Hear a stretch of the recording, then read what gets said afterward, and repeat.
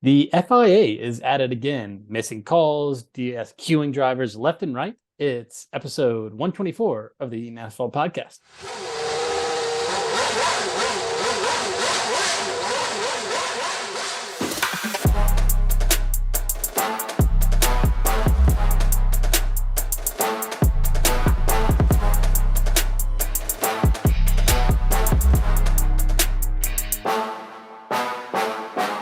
All right. Well, it was just some wild things going on in this race. On the track, off the track, after the race, 4 hours after the race. It was a very interesting race weekend, I would say. Do you know you a big Harry Potter guy? Yeah, I'm rewatching it right now as we speak. You know how at the end of the Harry Potter they have like house points, and then at the end of the movie, Dumbledore's just like, actually, those matter. Here's who actually won. That's what the vibe that I got from the FIA. Yeah. Just like, hey, the race was cute. Like you can celebrate on the podium, but as far as what actually counts, here's what we think should count. Yeah, that definitely was one of the which cracks me up. It's like, hey, 50 points over here. It's like, oh, you guys were bad. Actually, we don't really like you. You're gone. Yeah, I mean, what a surprise. Two of the top four drivers getting just absolutely taken out, completely points taken away. One being a driver that I like to root for. So that's fun. Hey, points don't really matter at the end of the day. It's out there trying to have fun. Yeah, I mean, like the season is pretty much wrapped up. The points are fine. It's done. Everything's set in stone. So we have another 2-for-1 this weekend. We had a couple weeks of the one first. People were like, no, we want longer episodes. You're welcome. So on this episode of the podcast, we have Good, Bad, and Ugly, Gambling Paddock, Race Recap, Race Predictions Recap, Mexico Grand Preview, Country Fun Facts, Gambling Paddock, Race Predictions. So we're going to just go crazy fast at this. You're welcome. I'm gonna try to not keep it to like under an hour and a half. So what do we say, huh? Let's do it. All right, let's do Good, Bad, and Ugly. Ian. Okay, my good, bad, and ugly. Lot to choose from. I'm going to try not to overlap too much with you, but my good is going to be conspiracy theorists. So those who believe Lewis Hamilton is constantly a target for the FIA were proven right, as we talked about. This was his 5th random test, like random post-race enhanced screening. We have not had that many races. I get that random has to be random, but Lewis is tied for the most post-race screenings. Kind of like, that TSA, when you walk into the TSA, like, oh, excuse me, Sir Mohammed Al-Hadi. Yeah, you've been randomly selected. Yeah. Lewis getting on the podium. We're like, let's like actually dive into this. One of the most, it looked like the drivers were bouncing all over the track. Definitely a lot of wear on the planks at the bottom of the cars. But the conspiracy is the only American driver in the most American race of the season, not the only American race, but the most American race in Texas, somehow eked a point out. All they had to do was get rid of 2 drivers and disqualify them. So he did get a point, though. Congratulations, Logan. Now he's only ahead of Nick DeVries and Danny Ricciardo in the standings. All right, ahead of Danny. That guy used to win. He's a 9-race winner. Yeah. So that's pretty huge. Yeah, but I mean, Danny's just it's just Danny hasn't raced the whole season is the problem. So you can't get mad at Danny because he should still be in that Red Bull seat. Yeah, no, yeah, he definitely has shown that he is the man for the job. Yeah, last place, right? But hey, we're moving forward. Yeah. My bad is going to be attendance. Attendance had dropped this year for the first time since Drive to Survive came out for the U.S. Grand Prix down in Austin, Texas. Is the peak of Formula One in the rearview mirror? I would like to say that people are starting to say like, hey, let's just not go to this thing all willy-nilly, like we did for 2 years in a row, and say, hey, is this fun? And so maybe it's more like a track by track instance.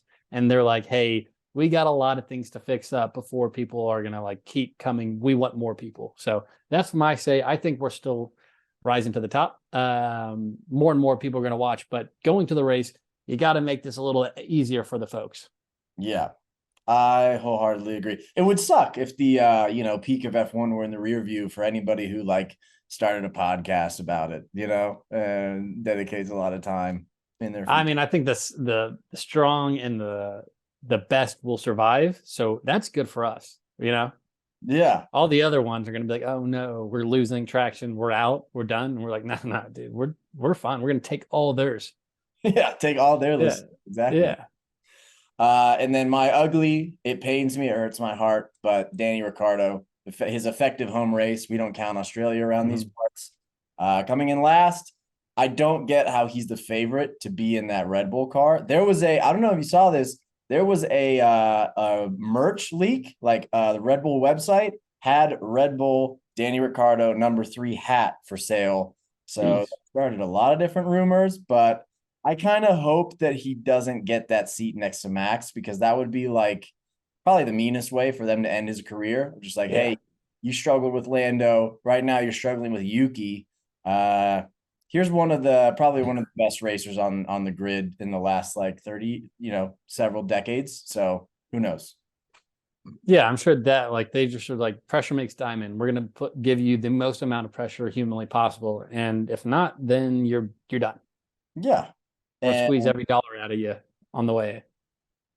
yeah, and not to race ahead too much, but gambling paddock didn't go good. I would bet heavily that I bet pretty high stakes on Danny not doing too well next to a kid who seems to like kind of not be on a stopping path to the moon. This guy just can't stop winning. But anyway, that's my good, bad, and ugly. Marco? All right.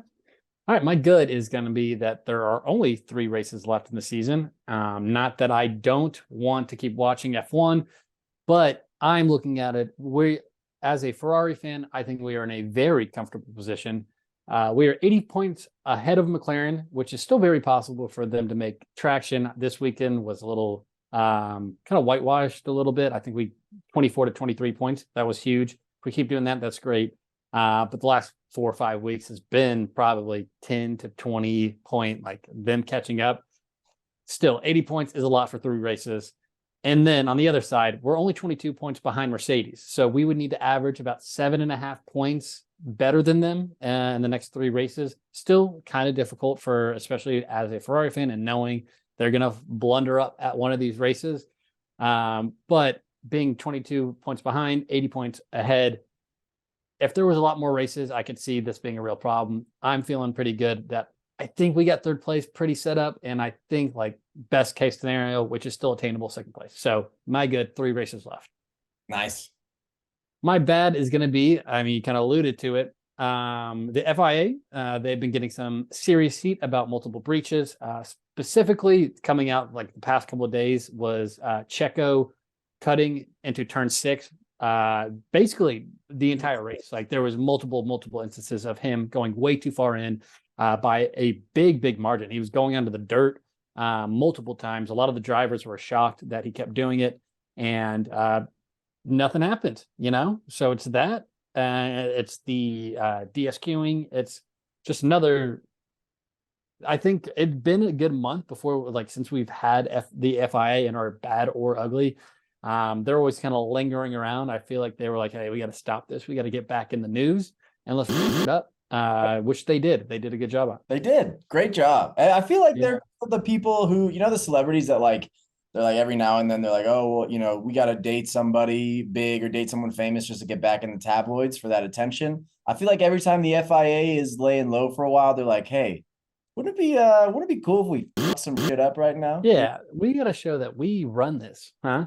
Yes, sir. So I saw the picture of like him one of the times that he was going way too far into it. We can do a little post-it for the viewers watching. It is very easy to see. So like for some of the times that we've seen in their quals in the race where they're going just like half an inch and they're like, got them, they're done. I don't know how they're seeing that and then messing this up so bad. So just it's kind of a head scratcher for me. Yep. All right, my ugly is going to be anything. We talked about this. I have an ugly part too. I was going to say something about the passing rate, 50% passing rate, not good. When you test 4 cars and 2 of them are bad, and like, all right, that's it. I think that's probably the only 2 on the grid. But my ugly part too is going to be I saw a video on this weekend of a helicopter, one of the video helicopters, getting bombarded and hit with fireworks because they were in an area that they didn't know fireworks were going to go and had to scram out of there. So that could have been like we're on like an ugly, like that could have been bad. It would have been a disaster, like good, bad disaster if that thing actually exploded on that helicopter. Yeah. Helicopters, until I get to ride one, which will probably be like not, in the near future, like at an F1 event, they're a liability. We need to get rid of them. Except for the camera helicopters, those are fine. That was a camera helicopter. Yeah, but unless I get to ride, you're right. Unless I get to ride in it, then we got to get them out of F1. All right. I think we got to pull some strings then. Let's get that in those copters, bring them back, huh? That was exhilarating watching that. That was probably the best part of the weekend. And like my heart pumping, I was like, this copter is going down. Fingers crossed. Come on, do something. All right. That does it for our good, bad, and ugly. On to our gambling paddock. I can go first. I enjoyed this weekend gambling paddock. I got really lucky on one of them. George over Lewis plus 110. That was, I thought for sure out. George didn't have the greatest race. Lewis had a pretty strong race for Mercedes, and then they said stripped it from them. So that was nice. And then over 1.5 drivers leading the Grand Prix. Put 2 units on that. A total of $27 this weekend, going from 405 to 432. He's a legend, folks. He's the 2 for 2, baby. Come on.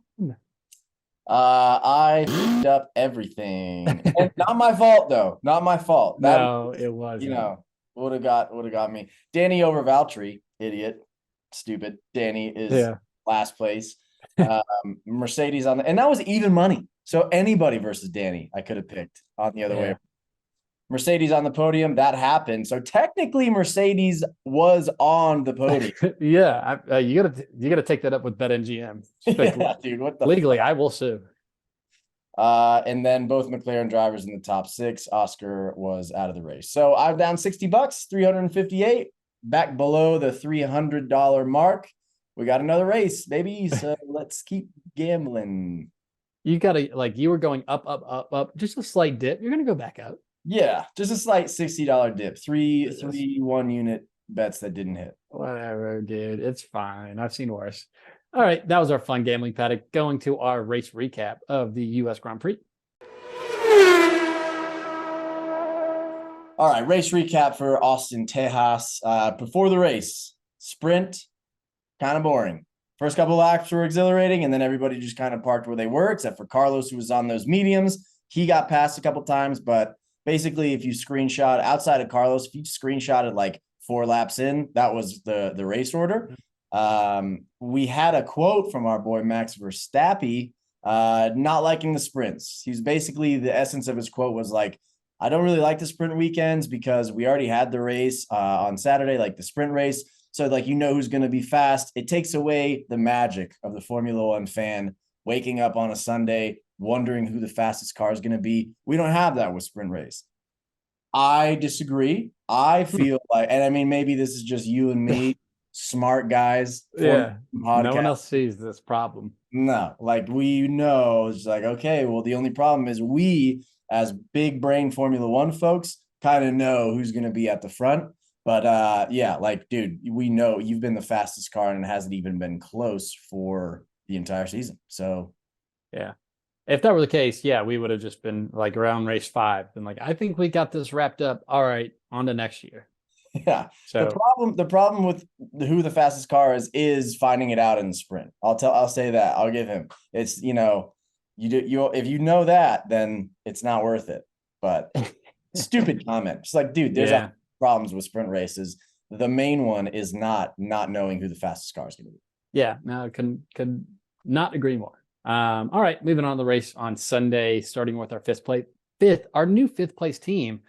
Not in a good way. Aston Martin dropping down from 4 to 5, 236 points, 6 points on the weekend, which I have to look back. I think 6 points is kind of a decent weekend that we've seen from them the past month. Fernando Alonso, P19. They both started in the pits. So P19 to DNF, Lance Stroll, P20 to P7. So this is also, I think, the first time I'm saying this in 2023, the 2023 season is Lance Stroll had a good race. Great race. Didn't see that one on my bingo card. So good for him. You got to end the year hot. And then that shows everyone that says, hey, I'm still a good driver. I'm as good as Alonso. I deserve that, the number one seat, honestly. All that Lance has to do to keep beating his teammate is have his teammate keep DNFing. And then just smooth sailing from there, you know? Yeah. So yeah, Lance was in the points. Obviously, Fernando couldn't finish the race, had some car troubles. And this team is just the same old. So not much more to talk about. They've just been a subpar team, kind of around the Alpine level of consistency here. Yeah. Speaking of Alpine, dude, Esteban was another one that didn't finish the race. How many, if you had to guess, if you didn't see it, how many races has he DNF'd this year? I'm going to pretend I didn't see it. 7. Yeah, dude, you're a genius. What? Big brain Formula One boys. I'll be honest. Every single time I've seen him DNF, he's done a good amount too recently. That I've always been like, I kind of want to hit him again. I'm like, it's too late. He's not going to go back to back, or he's not going to do this again. And he keeps doing it. And I thought about it this time too. I was like, there's no way he does it again. I'm going to probably be wrong again. Yeah. Not to jump ahead, but somebody has him in his DNF. Oh no. It's weird that I go first. I might just fucking that's true. double finger you, dude. Double finger me, dude. What are we talking about? I don't know, dude. We all went to college, had some fun, experimented.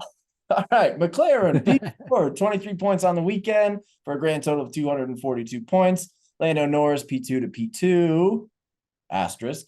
And then Oscar Piastri, P10 to DNF.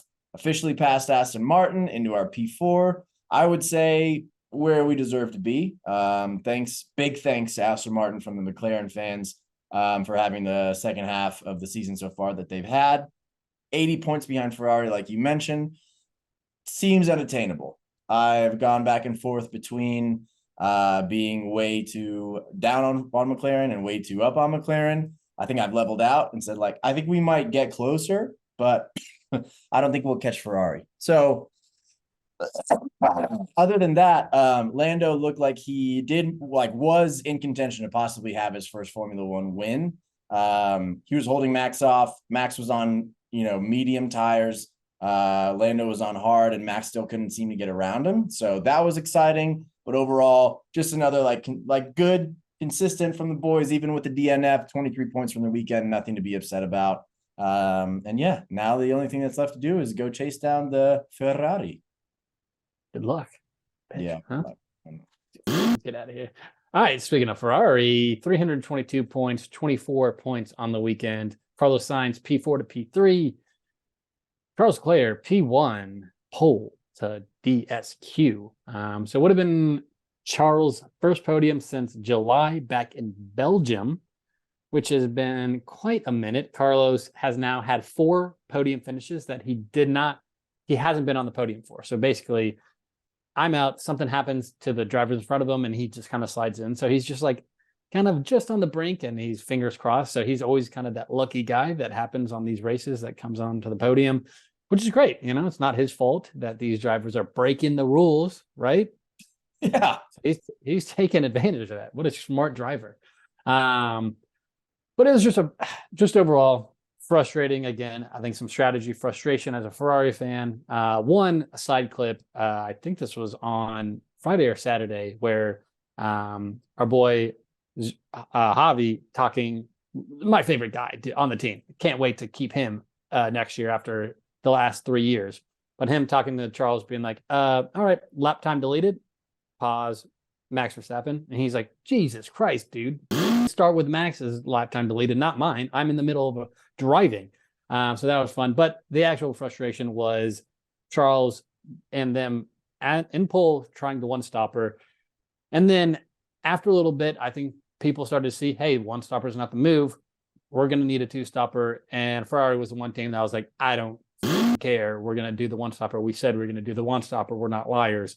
And funny, because Lando Norris also was attempting to do a one stop at the beginning of the race, and he changed his mind.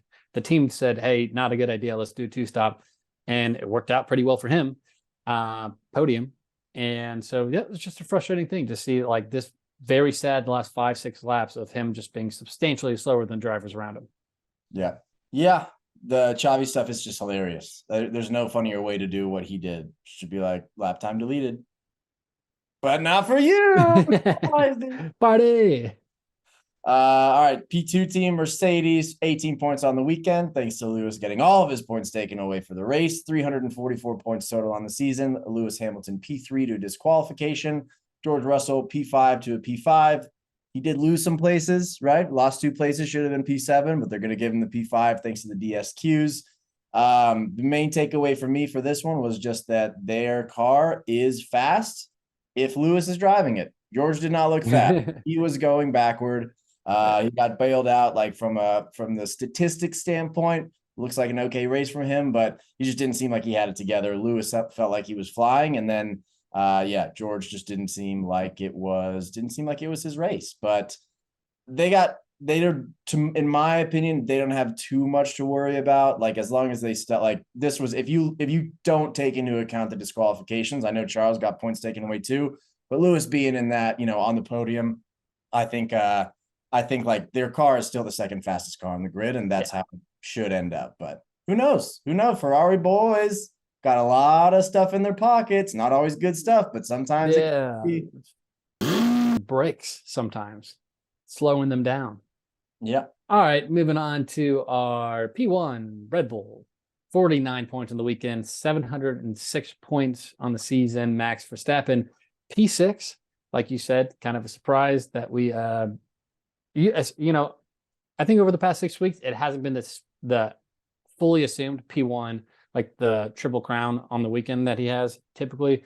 It's kind of like some here and there, but P6 is kind of a surprise to P1, Sergio Perez, P9 up to P4. So a decent, typically like what we've seen from Checo, terrible Saturday, and then would kind of make up for it on Sunday. This is like another Checo typical race for him, I would say. Max, though, I would say, obviously, good race, had some car issues, made it close. They were like, I think the cool thing about Austin that we say is like the way it's structured, the way there's a lot of different strategy that can go, and it makes it fun where it's like the top 4 cars, they might be on, 3 different strategies. And you're like, all right, depending on how this race ends, like, oh, our analysis says so-and-so is going to pass them. So there was a lot of that speculation going on towards the end of the race. None of it really happened, unfortunately, but it's fun, I guess, kind of keep people entertained, be like, oh, Lewis could catch him up, and never does. But being close, we kind of forget, like we saw the past couple of years, Max is a dick and gets angry all the time. This entire year, he's been coasting, having fun, beating everybody like by 20 points. This is the first race that I've seen in a bit where he was really struggling, kind of worried, and he was mad on that radio every time. Stop talking in my braking zone. Stop talking in my braking zone. So that just kind of put a reminder. I was like, hey, this entire time, Max is kind of a good guy. Like, why do we think that? And then this was like, oh, right. When push comes to shove, he gets pissed off. So we saw the like old school Max that way. And then Sergio, obviously pretty decent race. I am so curious on this upcoming Mexico race, to be honest. Obviously, there's a lot of animosity between the 2 drivers.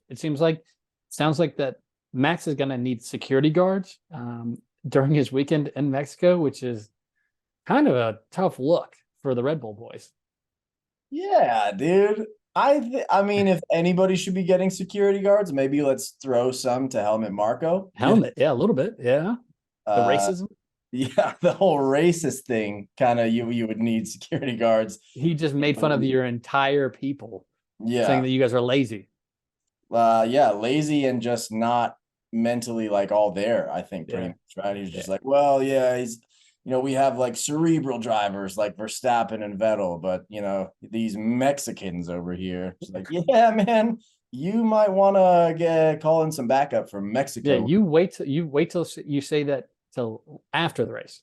What if he doesn't? I'm gonna see them for another race. What if he doesn't? It's just like too big of a security risk. Yeah, I'm not doing that. Or I bet Horner's probably like, hey, we got to get him out here. The whole thing is like, oh, he wants Marco out. Marco wants him out. Horner's like, hey, dude, come out. Hey, stand right here on this X. Don't move. All right, that does it for our race recap. On to our race predictions recap. I'll go first. I got Danny at last place. That was kind of bittersweet. And then driver of the day, Lando. Nice, not bad. Sergeant in the points, got a little help from my fellows at the FIA to give me that wild card prediction, and 3 cars DNFing in the race. Easy peasy.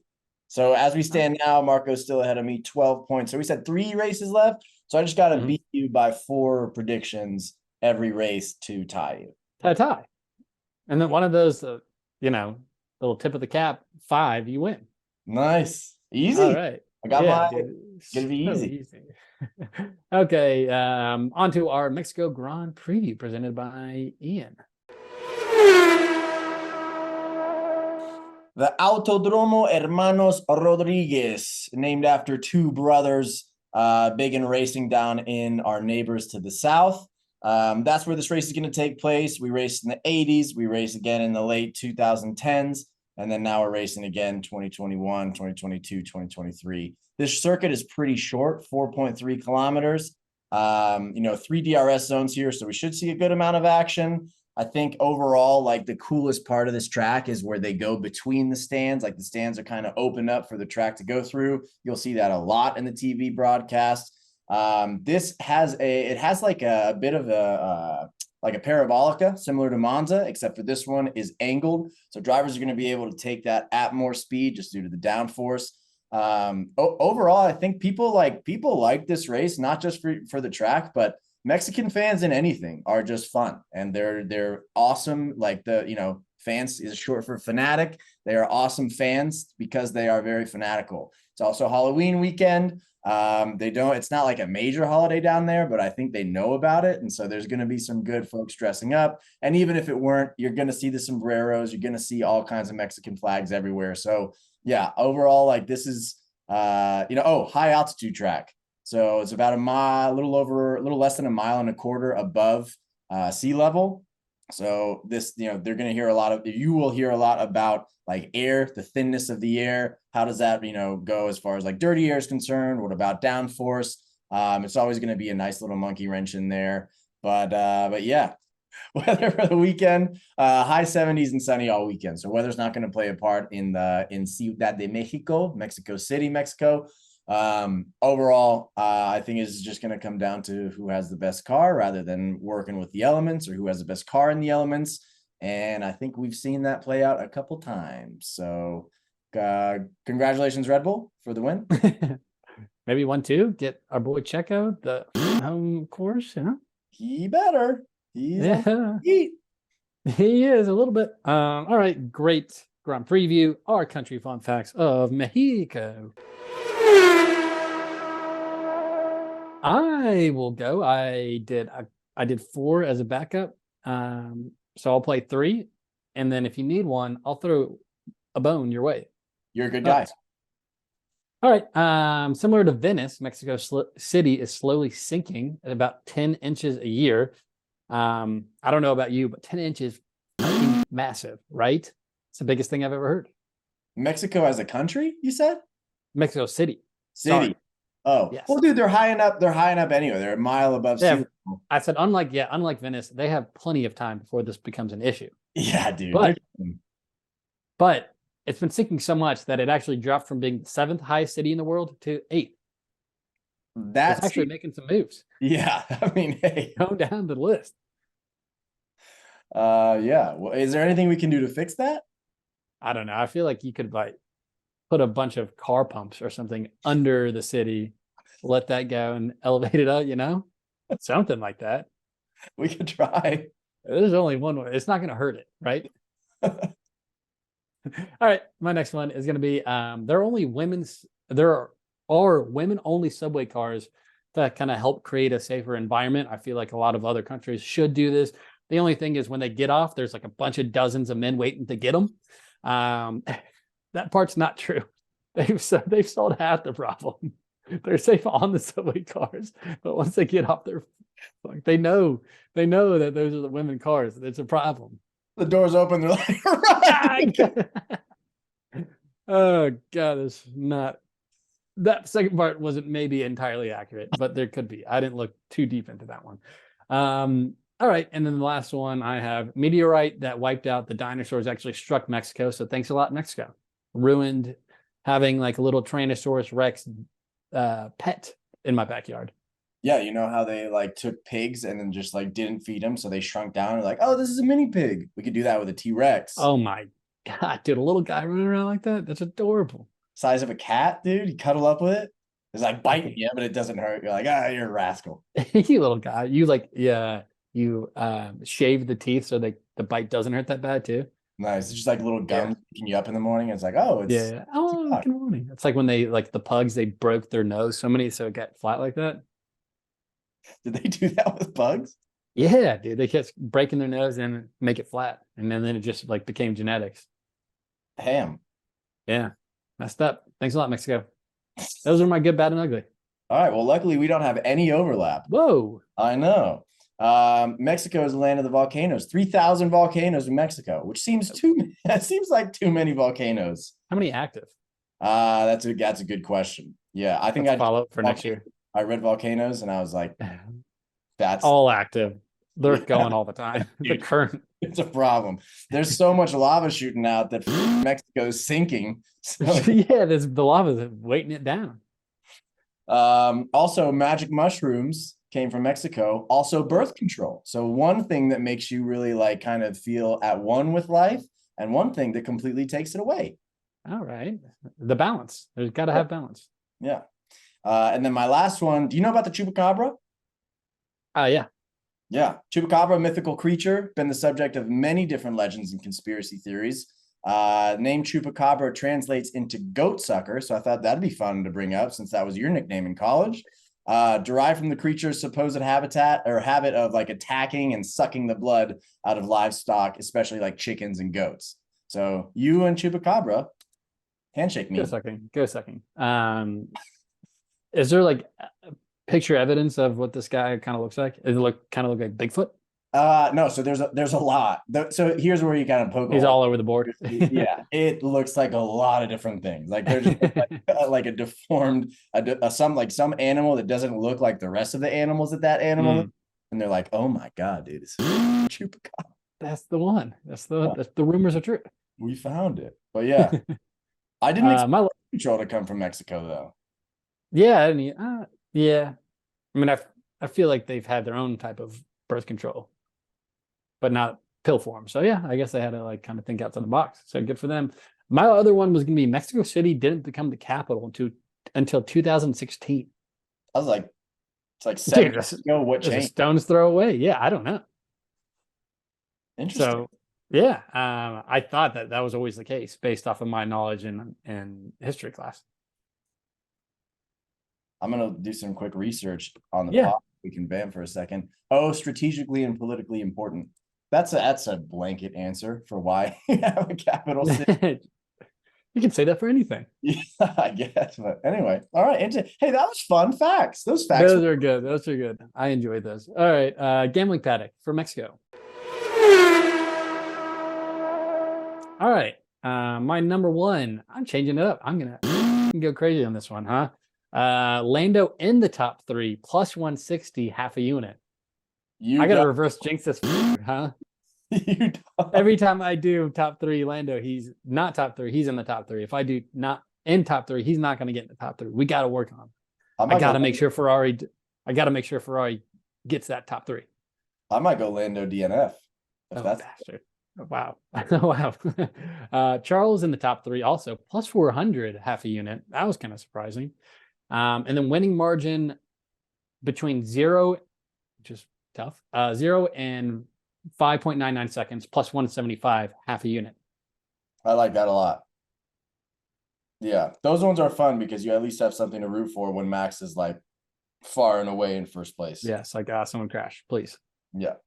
All right. My gambling paddock is going to be first off, I'm going to take the answer is no to will Sergio Perez be a classified finisher in the race? This one's a half a unit. I think the way that Sergio's season's been going, his luck is not necessarily apparent. Half a unit plus 550. So all we need is a Sergio DNF, and we're right back in this bad boy gambling. I'm going to take over 17 cars to finish the race. That's at 1 unit. And then I'm also going to take that the driver that starts from pole position is going to win the race. Basically, can Max get pole position? And that's at minus 120. So 1 unit there. Okay. Comments, Pretty question? good. No, I kind of like all of those. To be honest, I don't know why I like that Sergio one so much, but it kind of bums me out a little bit. Yeah, bums me out, but I like it. Well, all right. There goes our gambling paddock, and let's finish it off with our race predictions for Mexico. All right. I think it's my turn. I'm gonna make it my turn. My turn is Crusher DNF, Logan Sargent. Winner, Max. Last place, Logan. I gotta think he's got to be one of these. You're coming off a high. At one point, I think he's gonna be like, "Oh, this thing's easy. This Formula One driving is easy. I got this," and he's gonna suck. So, change my mind on the fly. I already said it. Sorry. Crusher DNF. That's the one. Okay. Winner. Winner, Max Verstappen. Last place, Logan Sargent. Driver of the day, Checo. We got to do something. Douche of the day, Max, because I think he's going to mess up Checo somehow. Albon in the top 5 as my wild card prediction. Okay, like it. Fastest lap, Max. Pole, Charles. He loves doing well on Saturdays. How many cars don't finish 2? I like it. Crasher DNF, give me my Sergio Perez. I'm going to double down with my bet. So go all in on a Sergio implosion. Winner, Lando Norris, last place. I'm going to ride the hot hand here with Danny Ricciardo. Driver of the day, you said Checo. I'm going to say Max Verstappen. Douche of the day, Lance Stroll. Wild card prediction. I'm going to say Ferrari double podium here. I'm going to say they kind of cement their 3rd place with a double podium. Fastest lap, Carlos Sainz. Pole, Carlos Sainz. 1 car not to finish the race. I'll be honest. You said cement their 3rd place. If we get double podium, I'm expecting we take 2nd place. That's, yeah. I mean, you got the point. What am I saying? You do have the points. That's a cement 3rd place, edge up into P2. There we're talking. That's what I like to hear.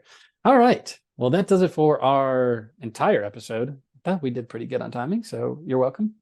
You're welcome. Bueno, nos agradecemos mucho para todos los escuchadores. Mi hermano y mí, que se llama Marco, lo que pasa es que tiene un pito pequeñísimo. Es un hombre muy pequeño y todo en todo estamos emocionados para la carrera. Y nada, muchísimas gracias por escuchar. See you, assholes. Okay, see you, assholes.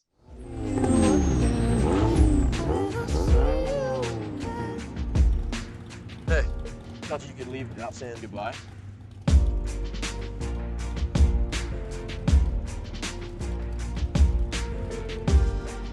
I used to say I lived my life a quarter mile at a time. And I think that's why we were brothers. Because you did too.